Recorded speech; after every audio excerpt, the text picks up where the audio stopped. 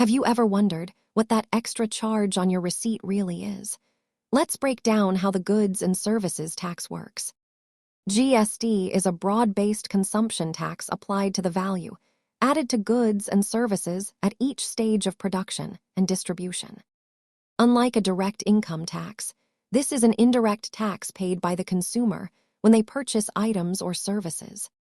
GST is designed to be transparent, ensuring that the tax burden is clearly passed along the supply chain to the end user.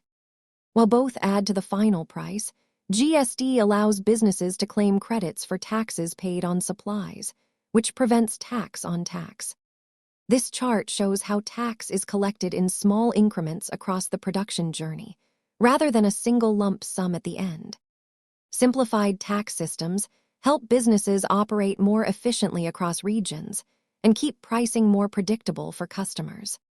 Understanding these tax structures helps you see the bigger picture of your spending.